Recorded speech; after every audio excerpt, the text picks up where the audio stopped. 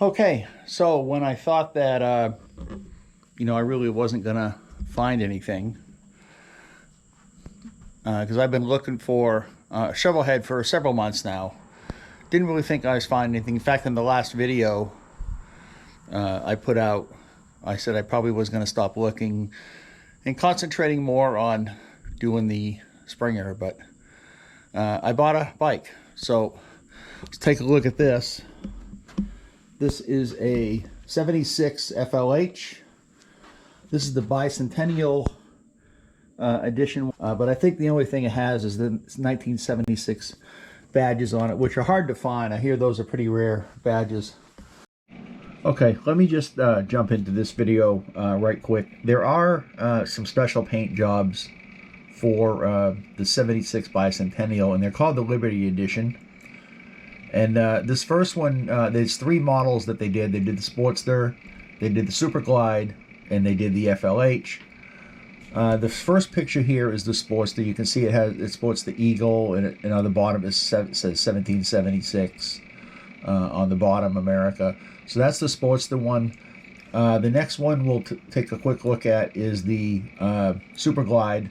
So that's the Super Glide paint. They're basically the same paint on both of those, and it says a Great American Freedom Machine at the top, and then of course you can see the 76 logo up there. And then the last one is the FLH they had on the front. They had the big eagle on the front with 76. Each one of these models was limited to 1,976 of each one of these. I don't know that there's any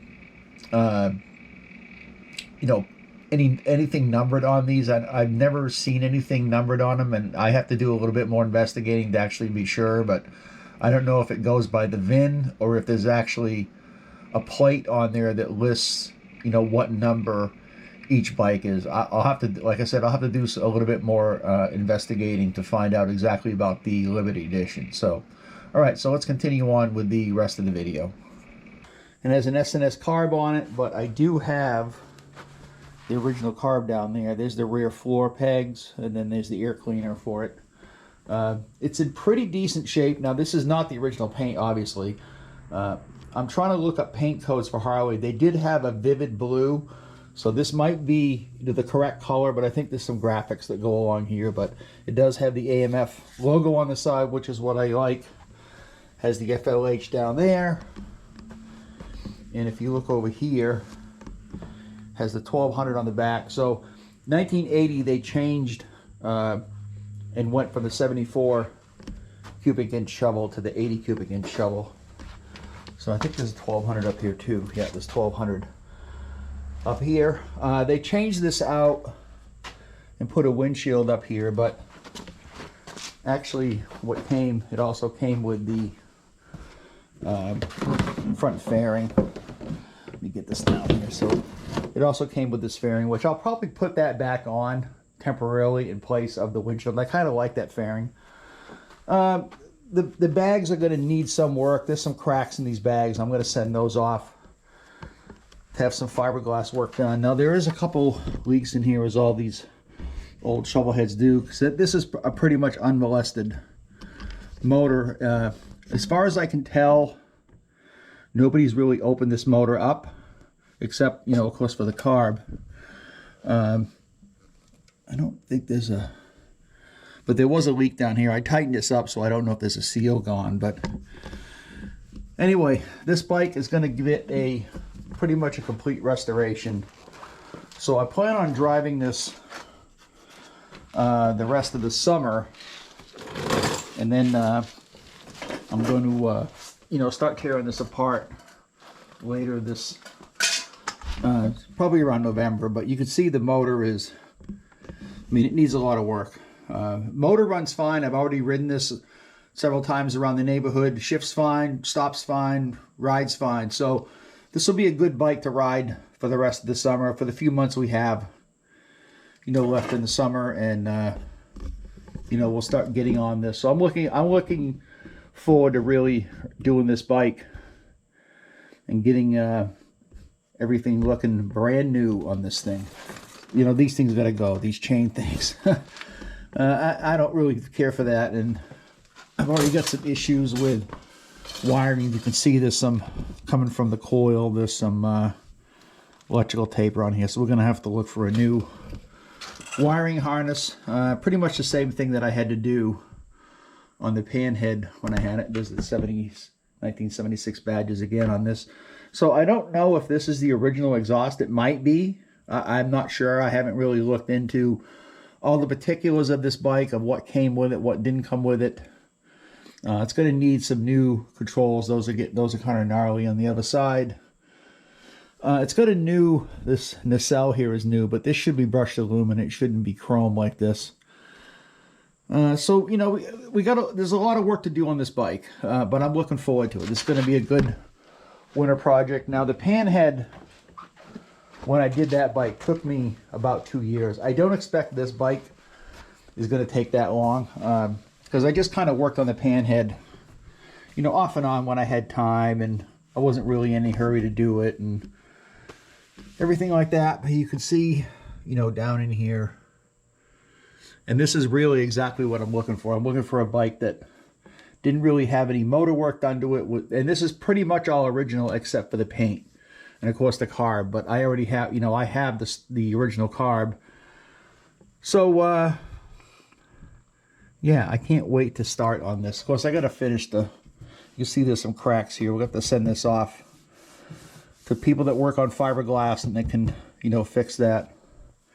I'm trying to find a regular original owner's manual or service manual, but not having very much luck finding that. But anyway, it's a sharp looking bike. This bike I've seen advertised for the last probably 3 or 4 weeks. It's been up here, and I made them an offer on it, and they took it. I think because they just wanted to get rid of it. I think what they had, the son sold this to me. The father who owned this died several months ago, and they're getting rid of some of his bikes. And this is one of the bikes he had. So this is pretty much the same seat I had on the Panhead, but it's missing the springs for the passenger, because there's a set of springs that go on this for the passenger. This is adjustable. You can actually move that up and down a little bit, but the springs, if I remember right, when I got it for the Panhead, were pretty easy to find. But so anyway, this is going to be the project for this winter. It's got the nice cage in the back. We'll have to get some, you know, new chrome acorn nuts to go on there. But again, pretty decent bike. Just exactly what I'm looking for. Was an FL or an FLH. Luckily, this is the FLH, and this is the high compression FL version. You know, high compression, I think it's got 5 more horsepower than the FL. It's not really that much, but if you look up here, you can see this is kind of, you know, we're going to have to get new controls. I won't get chrome controls. I want to keep this as stock as they possibly can on this. I'm actually thinking about maybe going back and taking this SNS carb off and going back to the stock carburetor. I am going to take this windshield off, I think, and put the fairing back on it just for the summer, because I do like the look of that fairing. Luckily, it's not the big fairing like the Ultras that have all the gauges and wiring in it. It's just a simple fairing. There's not really much to it. Let's take a look at it. You can see there's not really a whole lot to this fairing. Oops. Not really a whole lot to this fairing. It just kind of covers up everything. I think this needed to be cleaned, maybe, or maybe the windshield has to be replaced. I'll have to take a good look at it, but it just kind of bolts on. There's nothing fancy about it. It just goes, you know, in the place of this windshield. I think they said this windshield was fairly new. But again, you know, this is a project bike. That's why I bought it. I bought it to restore it, to bring it back to, you know, better than when it left the factory. Obviously, there's new technology out there for stuff, you know, when AMF had it. I was looking for an AMF bike for a long time, and I finally found an AMF bike. So, okay, that is going to do it for this quick video. Don't forget to subscribe, because you're going to see a lot of this work go on this winter. I am going to do a full video on the Springer front end and taking that apart and doing the races and doing the bearings on that. I did find a good way to take this stuff apart. I was actually looking at it this morning because I want to leave the handlebars and all these controls intact. So all these wires are actually clipped in here, so I can just unclip them and just make note of how these things are run in. So I don't have to take all this apart. I can just take the handlebars off and kind of lay these over here. The only thing I'm going to have to take off is the brake line. There's no brake fluid in it because that was a new control that I put in up here. So there's no brake fluid in this line anyway. I haven't got to that point of bleeding the brakes. So we're going to take everything apart on this Springer and replace the races. And the next neck bearings, and that's going to be coming up here pretty soon because I got to put the motor back together and get that done. I'm figuring we're probably going to start this project here somewhere around November time frame, maybe before Thanksgiving. Really, when it starts getting too cold to ride, you know, I'll put this in because I'll have the Springer done by then. Then we'll put this up on the table. And, you know, I can ride this for the rest of the year. My wife will ride the Deluxe. And we still got to get the Sportster out. So, anyway, don't forget to subscribe. You're going to see a lot of videos coming up, you know, on this restoration of this 76 FLH. Thanks for watching, and I'll see you in the next video.